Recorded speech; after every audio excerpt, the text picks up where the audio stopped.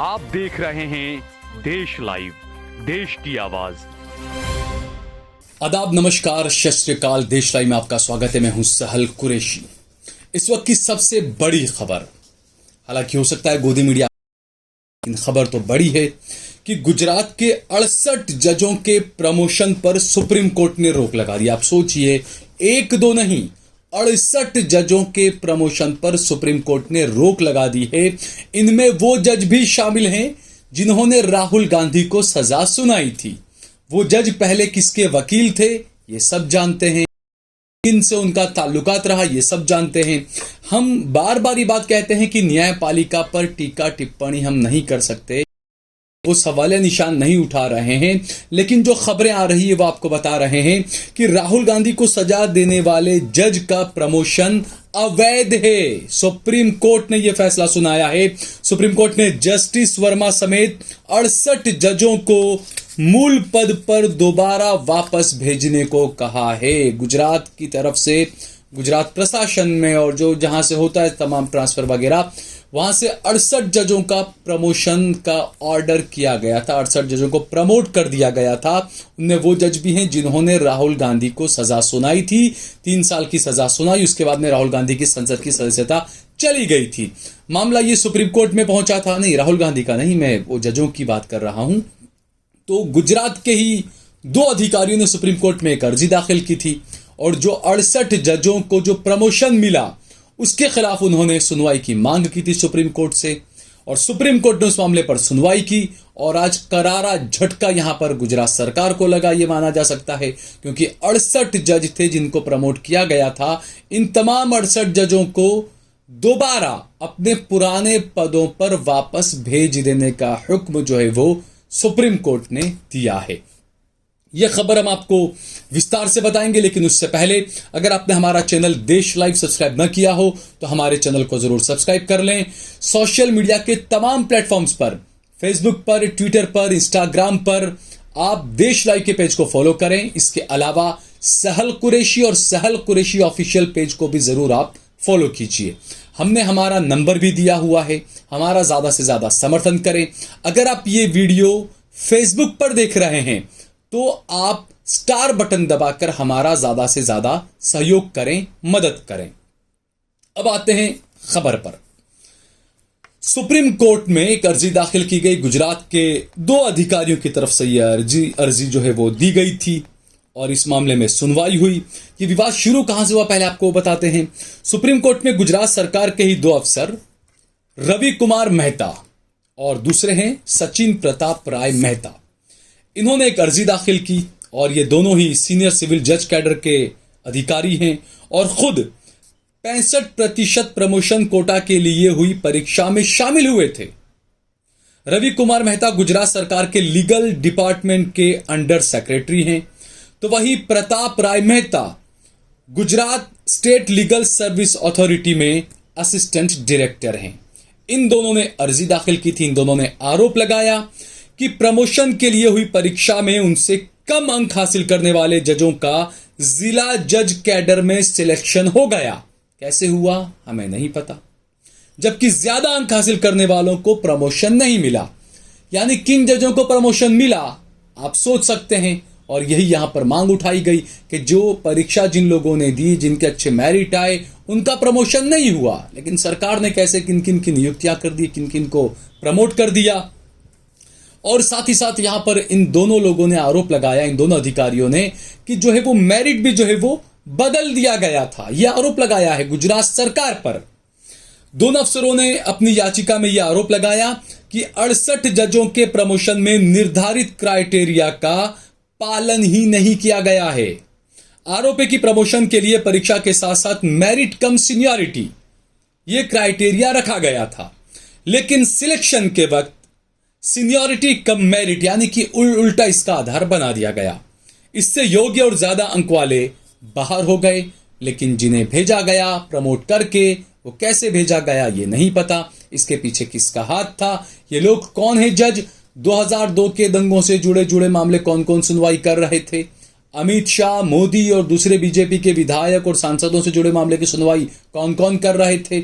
ये तमाम कई सवाल उठना लाजमी है, क्योंकि देखिए, सरकार पर, नेता पर, अधिकारी पर ये सवाल उठे, ये माना जाता है कि हाँ ठीक है सवाल उठे, लेकिन न्यायपालिका पर जब सवाल उठने लगे, न्यायपालिका से लोगों का यकीन उठने लगे, न्यायपालिका के जजों पर लोग सवाल उठाने लगे, उनके फैसलों पर लोग सवाल उठाने लगे, तो यकीनन ये मान लेना चाहिए कि कहीं ना कहीं तो कुछ गड़बड़ जरूर है।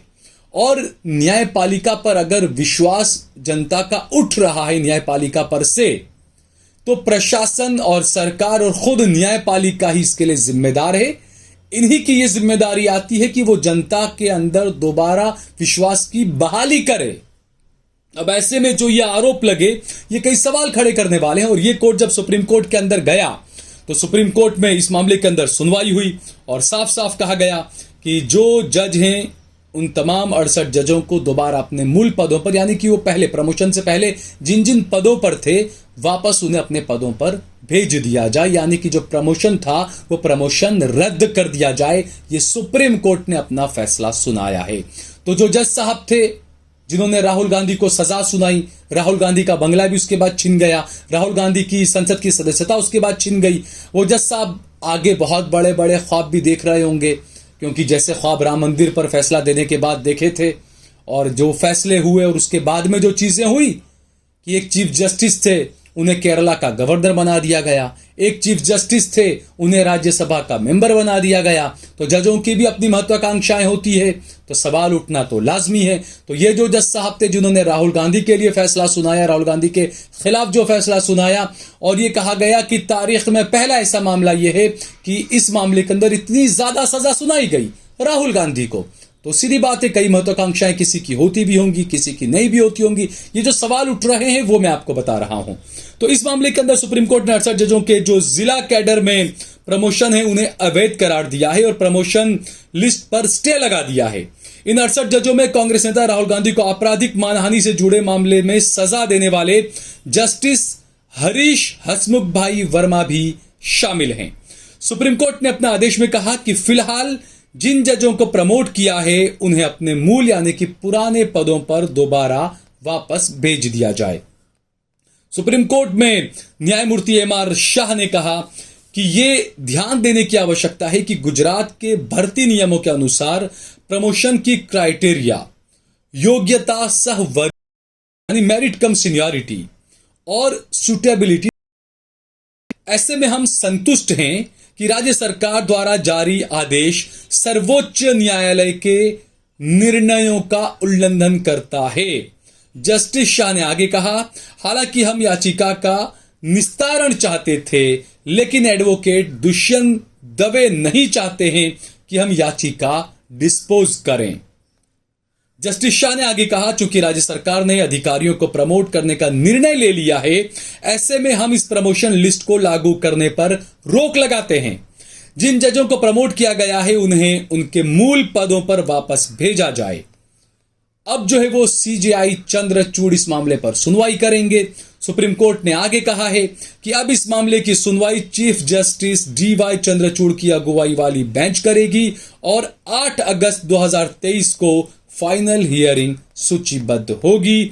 यानी कि करारा झटका यहां पर आप देख सकते हैं किसे लगा है, कौन जज थे, कौन लोग थे प्रमोट होकर, कौन कौन वकील थे जो बाद में जज बनाए गए, कौन कौन वकील थे जो, जैसा मैंने बताया कि किन किन मामलों से वो वकला वो वकील सब जुड़े हुए थे जो बाद में जज बने और बाद में कैसे उनको प्रमोट कर दिया गया। और 1 2 नहीं 68 जजों के प्रमोशन का ये मामला है।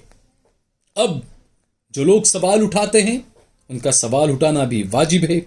हाईकोर्ट ने क्या क्राइटेरिया रखा था वो हम आपको बताते हैं। गुजरात हाईकोर्ट ने जिला जज कैडर में 65% प्रमोशन कोटा के लिए जो मानक तय किया है उसमें साफ लिखा है कि सीनियर सिविल जज के डिस्ट्रिक्ट जज कैडर में प्रमोशन का आधार सुटेबिलिटी टेस्ट और मेरिट कम सीनियरिटी होगा और इसी का उल्लंघन करने का आरोप लगा है इन 68 जजों के प्रमोशन के लिए। ये 68 जज जो पहले कभी वकील भी हुआ करते थे, कौन से केस इन्होंने लड़े थे, क्या क्या मामला है, इस मामले की भी जांच मेरे ख्याल से तो हाथों हाथ कराई लेनी चाहिए ताकि पता चले कि न्यायपालिका के अंदर कार्यपालिका का कितना दखल है या न्यायपालिका किस तरीके से क्या कार्यपालिका के इशारे पर चल रही है, लोगों में से विश्वास आखिरकार न्यायपालिका का क्यों उठ रहा है। ये तमाम उस बात की एक वानगी है, इस बारे में हम सभी को सोचना चाहिए। अगर आपको ये वीडियो पसंद आए तो इस पर कमेंट करें, इसे लाइक करें, इसे ज्यादा से ज्यादा शेयर करें। अगर आपने हमारा चैनल देश लाइव सब्सक्राइब न किया हो तो हमारे चैनल को जरूर सब्सक्राइब करें।